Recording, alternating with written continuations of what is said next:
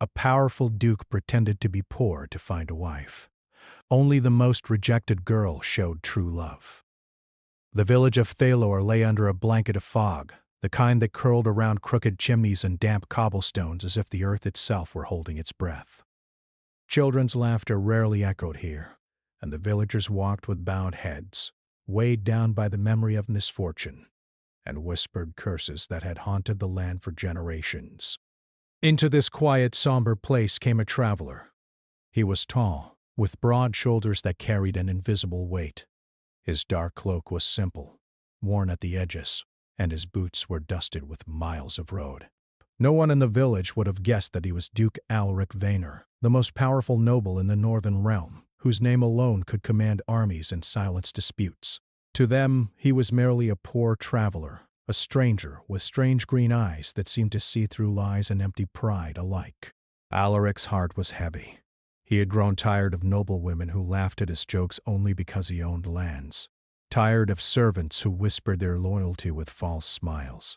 He longed to meet someone who would see him, not the duke, not the title, not the wealth, but himself. And in this forgotten village, he hoped, such a person might exist. Leora moved through the market square like a shadow unnoticed. Her hair, a soft brown, fell loosely across her shoulders, her hands rough from work, and her face was plain by the standards of those who whispered judgments. She had grown used to being overlooked, laughed at by children, avoided by women, and pitied by men who did not dare approach her. Yet there was a quiet strength in her steps, and a light in her eyes that never dimmed. When she noticed the traveler sitting on a low wooden bench, eyes scanning the busy square with an air of caution, she felt a strange pull toward him. She carried a basket of apples in one hand, and without thinking, she offered him one. "Sir, you look weary," she said softly, her voice barely louder than the rustle of the wind. "Take this. It is fresh." Alaric's gaze lifted slowly. He studied her face, seeing neither fear nor flattery. "Only honesty." "Thank you," he said, his voice low and careful. She smiled, a small, hesitant curve of lips, and returned to her duties. Alaric watched her, fascinated. Here was no pretense, no desire for gold or favor, and yet there was something more. Something hidden in her courage, in the way she moved through a world that had rejected her time and again. Over the following days, Alaric found reasons to linger. He helped with small tasks at the market, offered to carry water or repair fences, though he did little more than gesture, letting Leora do the real work. She never complained, never demanded recognition, simply accepted his presence with quiet grace. Other villagers began to murmur. "Who is he?" they asked. "He speaks little, but watches as though he owns the world." Some suspected a rich merchant in disguise. Others whispered about witches and curses. Leora ignored them all. One afternoon, as fog thickened along the narrow streets, Alaric and Leora walked together to a small grove near the village. The trees were old, their trunks gnarled like the hands of ancient kings. Sunlight struggled through the branches, painting patterns of gold and shadow on the forest floor. "I've never seen you here before," Leora said, her voice soft but curious. "Do you come from the city?" "I have come from far," Alaric replied, choosing his words carefully. "I have no home here." He glanced at her, catching a flicker of concern in her eyes. "And you?" "I stay where I am needed," she said, her gaze falling to her feet. "Though sometimes it feels as if the world does not need me at all." Alaric's chest tightened. He recognized the feeling of being overlooked, dismissed, misunderstood. In that moment, he wanted to tell her who he truly was. But fear held him back. He could not risk exposing himself to the wrong heart. Only the right heart would see the man behind the mask. The village had its quiet dangers. Stories of bandits and shadowy creatures had circulated for years, some based on truth, others on superstition. One evening, as Alaric walked Leora home through a dimly lit path, a figure stepped from the shadows, a man with a knife glinting under the moon. "Hand over your coin, stranger," the man growled, but his eyes widened when he saw Alaric's calm expression. "I have nothing," Alaric said quietly, though his hands were ready for violence if needed. The bandit sneered and lunged. In an instant, Alaric's movements were fluid and precise. He disarmed the man without cruelty, merely showing the strength of a man used to command. The bandit fled into the fog, leaving only silence behind. Leora's hand found Alaric's arm, trembling. "You saved me," she whispered. "Why?" "Because you did not fear me," Alaric replied, his eyes searching hers. "Because you see me as I am, not what I appear to be." Her fingers lingered on his arm for a heartbeat longer, and something unspoken passed between them. A recognition. A connection deeper than words. Days passed. Alaric observed Leora from a distance at times, marveling at the way she treated the elderly, the children, even animals with patience and respect. She laughed rarely, but when she did, it was like sunlight breaking through fog. He had not realized how empty his life had been of such simple, quiet beauty. Yet shadows lingered even in the village. Some villagers resented Leora for her kindness, calling her naive or foolish.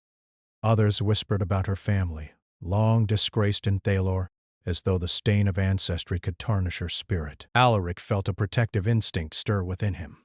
In the courts of kings he wielded armies. Here, he could only offer his presence, a shield invisible yet firm. One afternoon Alaric witnessed a moment that would change everything. A frail old woman, bent with age, wandered too close to the market where some villagers had gathered. They began to push her roughly, mocking her. Leora stepped forward without hesitation, placing herself between the woman and the crowd. "Leave her be," she said, her voice steady. "You have no right to frighten her." The villagers laughed, calling her foolish. But Leora did not step back. The old woman's eyes shone with gratitude, and even the onlookers paused, caught off guard by her courage. Alaric's chest tightened. Here was proof of what he had been seeking. A heart that remained uncorrupted by fear or desire for gain. He realized that it was not just her kindness that drew him, but her bravery in the face of cruelty. Night fell over Thalor, and the village lay quiet once more. Alaric sat near the edge of the woods, watching the smoke rise from cottages. He thought of Leora, of her laughter, her courage, her quiet insistence that the world could be better if only people acted with honesty. He wanted to reveal himself, to tell her that he was no poor traveler, but a man with power beyond imagining. But the moment never seemed right. What if she loved him for what he was, rather than who he was inside? The fear of false love held him silent. At that moment, a rustle came from the shadows. Alaric rose, alert, eyes sharp. From the mist emerged a figure. This time not a bandit, but something else. Something the villagers spoke of only in whispers. A messenger, cloaked and silent, carrying a folded note sealed with a symbol unfamiliar even to him. He tore the seal carefully, reading the words written in dark ink. "The one you seek is not free of danger. Her path is watched. Act before the shadow claims what you desire most." Alaric's hand tightened around the note. He knew immediately that Leora was in danger, not from mere bandits, but from forces older than the village, forces tied to secrets she had yet to understand. He stood, cloak brushing the dew-laden grass, and his eyes sought the horizon where the fog lay thick. Leora had no idea of the peril closing around her, nor of the Duke who had already begun to care more deeply than he had in years. And yet, in that moment, a new resolve formed. He would protect her. He would uncover the shadows surrounding her, even if it meant stepping into the light himself and risking everything to keep her safe.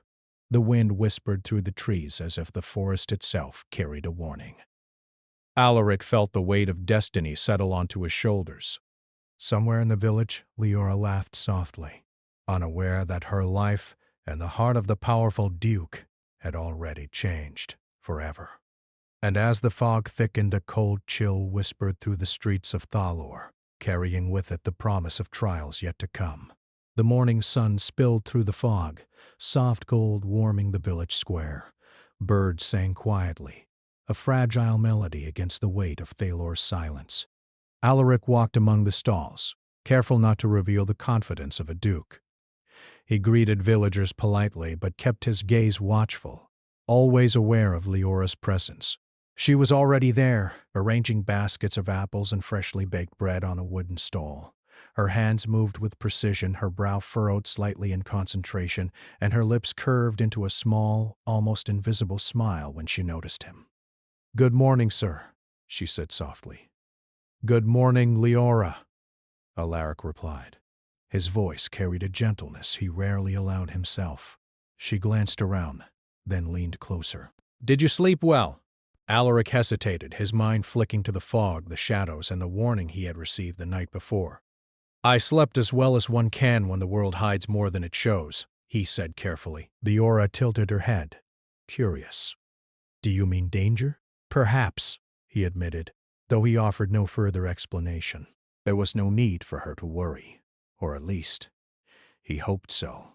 The village, though quiet, held undercurrents that most outsiders did not notice. Eyes followed the Duke in disguise wherever he went. Some were curious, some suspicious, and others whispered of old curses tied to bloodlines long forgotten. Alaric sensed them all, but his focus remained on Leora. Over the next days, they spent more time together. They walked along the riverbank where the water shimmered like liquid silver, and they shared stories of past hardships and dreams of a better life. Leora told him about the endless days spent working for her family, the mockery she endured, and her quiet hope that someday someone would see her for who she truly was.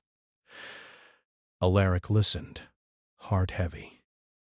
He had known privilege all his life, yet he had never understood the strength it took to endure such rejection with grace. And now he realized he had found someone who embodied that strength without demanding recognition for it. But peace never lasted long in Thalor. One evening, as the sky deepened to a bruised purple, a shadow moved at the edge of the village. Alaric noticed it first, a tall figure draped in dark cloth watching Leora from a distance. He tensed. Though the figure was silent, there was a weight in its presence, a threat that did not come from ordinary men. Leora, unaware, hummed softly as she swept the steps of the small bakery. Alaric's instincts urged him forward, but he hesitated. If he revealed himself too soon, she might fear him, or worse, flee. He chose instead to approach slowly, carefully and quietly. "Leora," he called, keeping his tone casual. She looked up, smiling. "Yes?" Before he could speak further, the shadow moved, swift, silent, and deliberate. A knife glinted briefly in the dim light before disappearing. Alaric's eyes narrowed. The figure vanished into the fog as quickly as it had appeared, leaving only a sense of foreboding behind. Leora shivered. Was that someone? Alaric shook his head. Nothing to worry about. Yet his heart beat faster. The warning from the night before had not been idle. Someone, or something, watched her. The next day, Leora spoke of the old woman from the market, the one she had defended. "She told me a story," Leora said, her voice low, "about our families, and a curse. That is why people think I bring misfortune. She said it is in my blood." Alaric's stomach tightened. He had expected danger from strangers, from ambition or greed, but not from forces older than kings. "A curse?" he asked, carefully hiding his concern. "Yes," she admitted. "I never believed it, but sometimes things happen, strange things that cannot be explained." She looked away, brushing a strand of hair behind her ear. "I do not want to be afraid, but I cannot help it." Alaric studied her. "Fear is not a weakness, it is a guide, and you will not face it alone."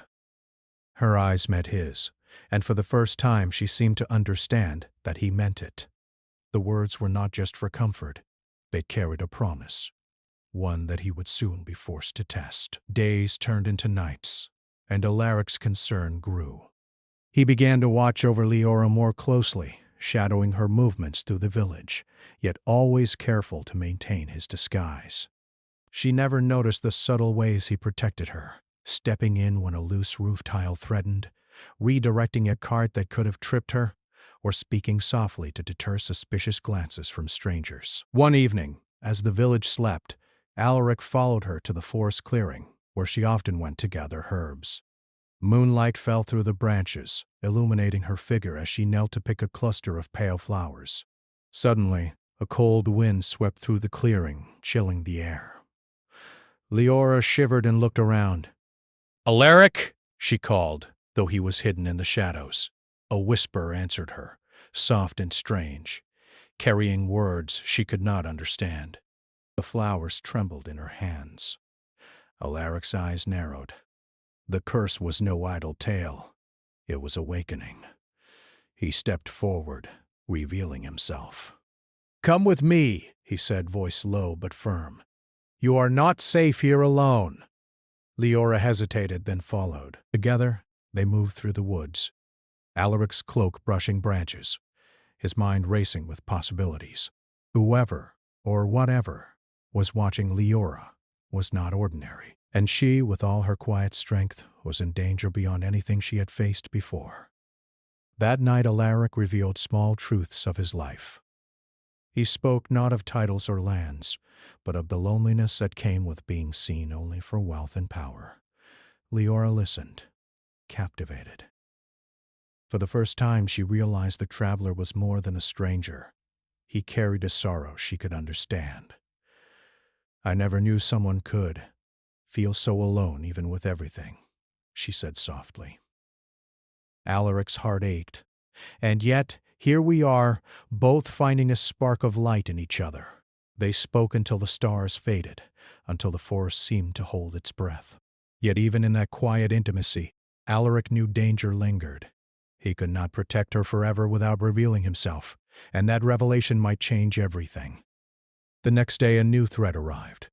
Villagers reported strange figures seen at the edge of the woods, cloaked, moving silently, leaving signs of dark symbols etched into tree trunks. Alaric examined them carefully. The symbols were arcane, tied to an ancient curse, one that traced back to Leora's ancestors. "Why me?" Leora asked that evening, voice trembling. "Why would this come to me?" Alaric placed a hand on her shoulder. "Because your blood holds power," he said gently. "Power you do not yet understand, but it also means they fear you, and that they will try to use that fear against you." Leora looked at him, eyes wide, and for the first time Alaric allowed himself to feel the depth of his concern.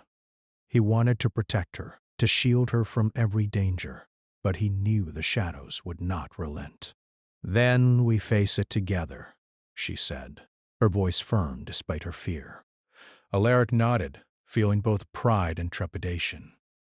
She was brave, far braver than anyone he had known. But courage alone might not be enough. Days later the village held a small festival, a rare attempt to celebrate despite the fog of misfortune. Leora participated, her laughter soft but genuine, drawing the attention of children who rarely smiled. Alaric stayed close, watching her, heart swelling with admiration. Yet he could not ignore the eyes that followed them, cloaked in shadow, unseen by all but him. A sudden commotion erupted near the river. A child had fallen into the current. Leora rushed forward without hesitation, leaning over the edge to reach the boy. Alaric was faster, grabbing her arm and pulling her back just as the current claimed the child. "Are you hurt?" he asked, voice low, concern etched in every line of his face. "No, I'm fine," she said, brushing herself off. Her eyes, however, betrayed a flicker of fear, an exhilaration at her narrow escape. Alaric realized that protecting her physically was only the beginning. The real danger was tied to the curse itself, an unseen force that would not rest until it claimed its due. That evening, Alaric followed Leora home, careful to maintain his disguise, yet fully aware of the stakes. He stood outside her small cottage, watching as she lit a lantern and settled into her modest space. The wind carried whispers again, faint but unmistakable, speaking of power, of blood, and of shadows that would not forgive. Alaric knew he must act soon. The village was no longer safe for her. He had to find the source of the curse and confront it before it was too late. And somewhere in the darkness, a figure watched, silent and patient, knowing that Leora's choices, and the Duke who had begun to love her, would soon intersect with a destiny older than either of them could imagine. The moon hung low over Thalor, casting pale silver light across the rooftops. The village was quiet, almost unnaturally so, as if the fog itself had swallowed every sound. Alaric patrolled the streets in the shadows, heart pounding with a mixture of fear and resolve.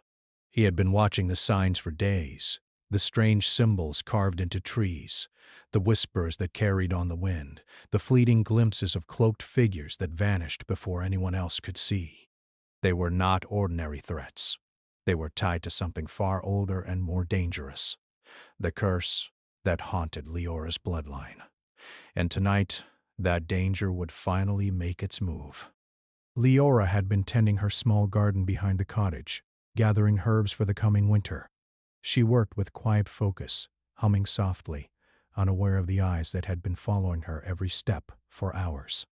The night seemed calm, too calm, and Alaric sensed the tension like a physical weight pressing against his chest.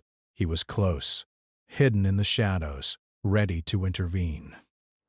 His hand rested on the hilt of a small dagger he carried, more a precaution than a weapon he intended to use.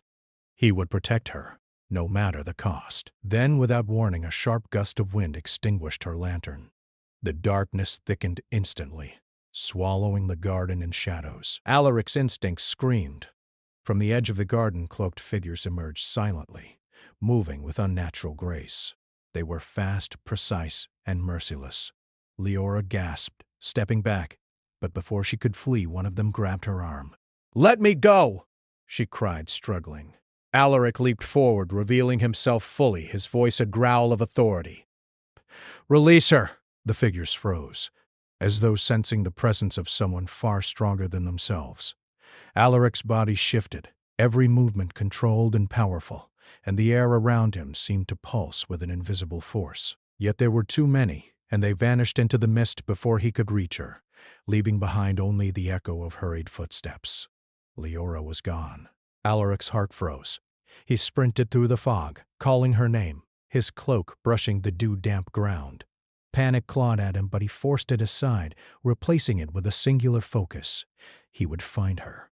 By the time he reached the edge of the forest, he discovered a token left behind, a small charm carved from silver, etched with an unfamiliar symbol. Alaric recognized it immediately. It was tied to the curse, a mark of ancient magic that could bind or control. Whoever had taken her was not after ransom. They sought something far darker. His mind raced. The village had been a temporary refuge, a place of relative safety. But now Leora had been drawn into the shadows that had haunted her lineage for generations. Alaric clenched his fists, jaw tight. No one would harm her while he still drew breath.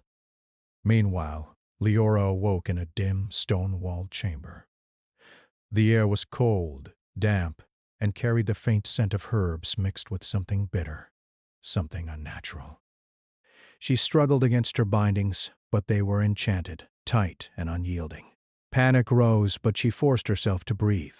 The room was silent at first, then a soft voice echoed from the shadows. "You carry the blood of old power," the voice said, low and chilling. "It belongs to us now." Leora shivered. "I belong to no one," she said, trying to sound braver than she felt. The voice laughed softly, almost like the wind through dead leaves.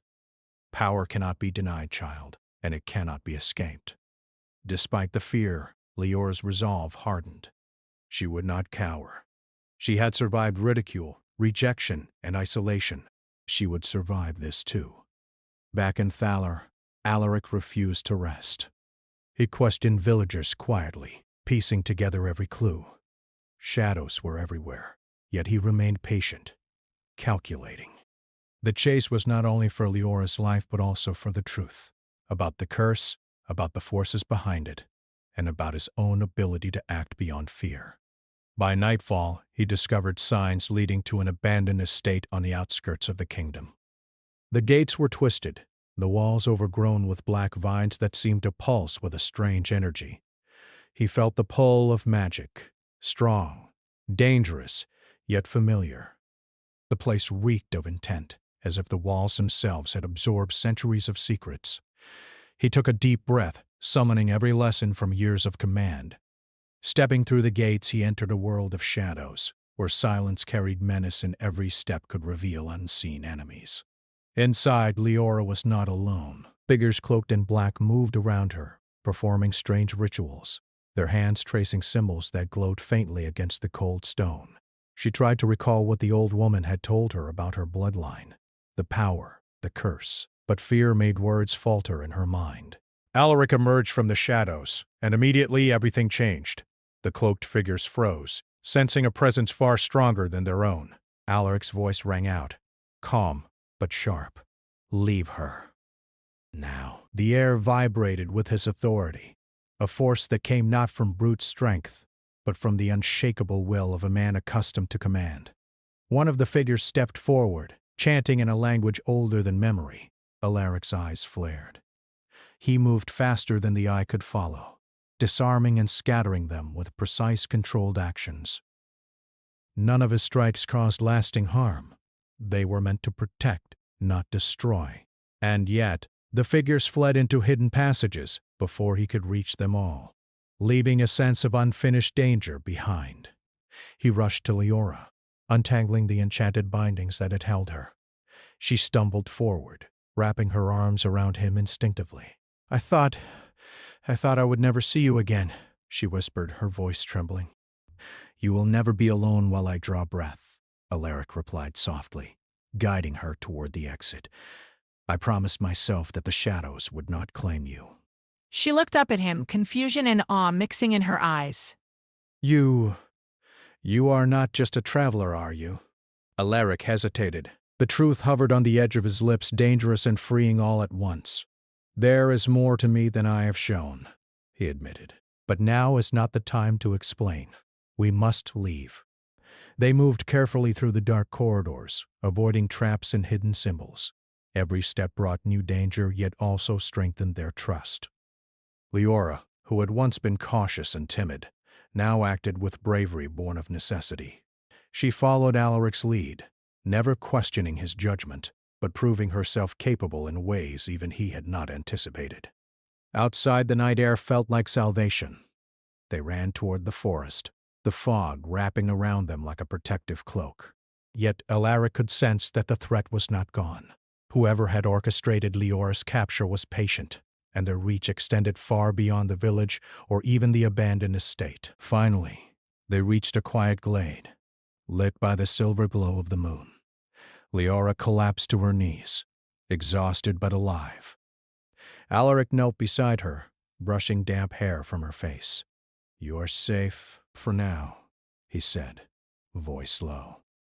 "But this is only the beginning. The curse, it will not rest. And there are those who wish to control it through you." Leora's eyes filled with tears, not of fear, but of gratitude and something deeper. "Then we face it together," she whispered. Alaric nodded, but inside he felt the weight of truth pressing on him.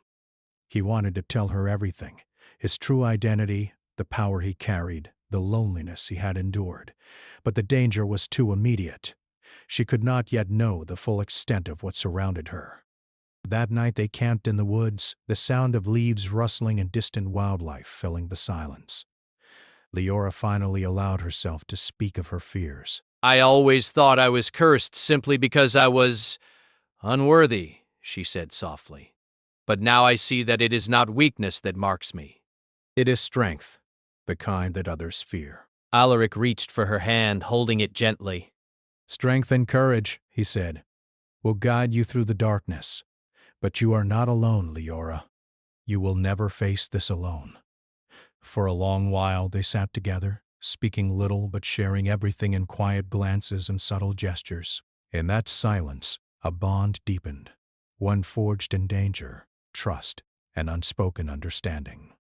The next morning, as the first light of dawn touched the forest, Alaric studied Leora. Her eyes, once filled with quiet uncertainty, now glimmered with resolve.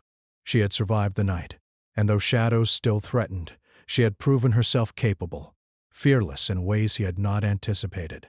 But the curse was still alive, And as they prepared to return to the village, Alaric knew their next steps would test them both. The shadowy figures had not given up, and the entity behind them, an ancient, patient force, was growing stronger. The forest was silent except for the soft whisper of leaves and the distant hoot of an owl. Mist curled along the ground like restless spirits, hiding the path that Alaric and Leora tread. Each step brought them closer to the abandoned estate where shadows waited, and to the truth that would define their fates. Alaric's cloak flapped gently in the chill wind, his hand resting lightly on the hilt of a dagger he never hoped to use. Beside him, Leora walked steadily, her eyes scanning the gloom, her breaths shallow but resolute. The night had changed her. She no longer carried the timidity of a rejected girl. She carried the courage of someone who had faced fear and refused to bend. "I feel it," she whispered. "The curse. It's stronger tonight. It knows we are coming." Alaric nodded. "And it fears you," he said quietly, "because it has never faced a heart as unyielding as yours." They reached the outer walls of the estate, black vines twisting along the stone like living shadows. The air shimmered with unseen magic, thick and heavy, tugging at their thoughts. Alaric placed a hand gently on Leora's shoulder. "Stay close," he warned. "Do not wander. The shadows will try to deceive you." She nodded, her fingers brushing his in a fleeting, grounding touch. There was unspoken understanding between them, fear tempered by trust, and a bond stronger than any spell could break. Inside, the estate was a labyrinth of dark corridors and echoing chambers. Faint symbols glimmered along the walls, drawn in the same arcane style that had haunted Leora's bloodline for generations. Every step they took was measured, deliberate. Alaric sensed the presence of the mastermind, a force older than kingdoms, patient and cunning.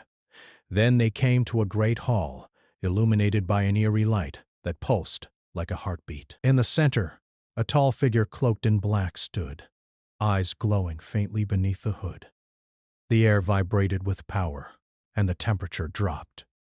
"So," the figure said, voice low and commanding, "the blood of old magic has returned to challenge me."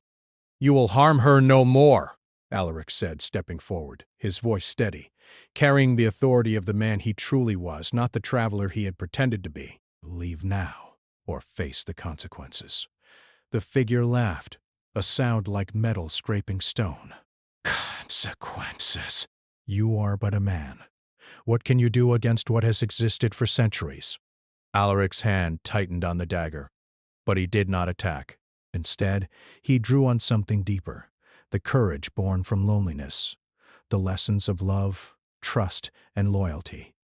The energy in the room shifted subtly, as though the air itself responded to his resolve. "You underestimate the power of someone who will fight for love," he said softly, his gaze never leaving the figure. Leora stepped forward, her hands trembling but her voice clear. "It cannot have me. I am not yours. My blood is mine, my choices are mine. You cannot take what is given freely." The figure's hooded head tilted, and a ripple of dark magic surged toward her. Leora felt it against her skin, cold and biting, trying to bend her will. She closed her eyes, drawing on the strength she had found in every trial, her childhood, her isolation, her trust in Alaric. "No," she whispered. "I will not be afraid." A pulse of light emanated from her chest, faint at first, then growing brighter. The shadows recoiled, writhing, and the figure hissed, its control weakening. Alaric moved closer, his hand brushing hers. Together, their strength intertwined, not by magic, but by trust, courage, and love. The hall shuddered. Symbols glowed, then cracked, the pulsing energy unraveling. The figure screamed, a sound that echoed through the stone walls and finally vanished into a swirl of mist, leaving silence behind. Alaric and Leora sank to the floor, hearts racing, bodies trembling from exhaustion. The danger was gone, for now, and the curse's immediate threat had been broken. But both knew that this victory was more than the defeat of an enemy. It was a triumph of their bond, a recognition that courage, love, and trust could overcome even the oldest and darkest forces. Alaric took her hands in his, studying her face by the pale moonlight. "You were incredible," he said softly. "I have never seen anyone face such fear and stand taller for it." Leora's eyes glimmered with tears, but they were not of sadness. "I had someone to stand with me," she said. "Someone who believed in me." Alaric's heart tightened. He wanted to tell her everything now. The truth of his name, his power, his life of privilege and loneliness. "Leora," he began, his voice gentle, "there is something I must tell you, something I should have told you from the start." Her brow furrowed slightly, a mixture of anticipation and curiosity. "What is it?" "I am not who I have seemed," he admitted. "I am Alaric Venar, the Duke of the Northern Lands. The man you have known is only a shadow of myself. I came here disguised, hoping to find someone who could love me for who I truly am, not for what I own or command." Leora's eyes widened. Silence hung between them, heavy and fragile. Then, slowly, a small smile curved her lips. "I knew there was something different about you," she said softly. "But it does not matter. I love the person you showed me. And now I know the truth. I still love you." Alaric felt a warmth spread through his chest, a relief so profound it almost made him stumble. He reached for her, holding her gently, as if letting go would mean losing a part of himself. "You have no idea how long I have waited to hear that," he whispered, brushing a strand of hair from her face. "You have no idea how much I feared finding you, and losing you again." Leora's hands rested over his heart. "You do not need to fear any more. We face everything together now." The dawn crept over the horizon, spilling gold across the forest. Alaric and Leora returned to the village, greeted by curious eyes, but also by respect. They walked side by side, no longer as a traveler and a simple girl, but as two souls intertwined by shared trials and love that had been tested by shadows, fear, and courage. In the weeks that followed, Alaric revealed his true identity to the village. There was astonishment, whispers, and awe, but Leora stood beside him radiant and strong. The villagers who had once shunned her now looked upon her with admiration. She had survived the curse, the shadows, and the doubts of a lifetime, and in doing so, she had transformed not only herself, but the perception of everyone around her. Alaric too had changed. The Duke who once ruled with fear and distance now ruled with understanding and humility. He had learned that power alone could not command loyalty or love. Only sincerity, courage, and vulnerability could. Together they rebuilt what had been broken in the village, helping those in need and protecting the land from lingering threats. The curse had been vanquished, but the lessons it had left behind were indelible. Strength comes not from blood or title, but from the heart, and love is the most formidable power of all. Months later, under the first blossoms of spring, Alaric and Leora stood at the edge of the forest, hand in hand. The mist that had once carried whispers of fear now danced lightly in the sunlight. Leora looked at him, eyes bright, and smiled. "You were right," she said softly. "Love is stronger than any curse, any shadow, any fear." Alaric pulled her close. "And you were always stronger than you knew," he replied. "Together we can face anything. The shadows may linger, but they will never define us again." For the first time in his life, Alaric felt fully at peace. The Duke who had disguised himself to find true love had discovered something far greater than he had imagined. A heart that loved without condition, a courage that refused to bow, and a life shared with someone who made every shadow worth facing. The wind whispered through the trees, soft and approving. Leora laughed, a sound like sunlight through fog, and Alaric laughed with her. Together they walked toward the rising sun, leaving behind the darkness, the fear, and the shadows of the past. And in that golden light, a legend was born, not of power, fear, or titles, but of courage, love, and the bond between two hearts brave enough to trust each other completely.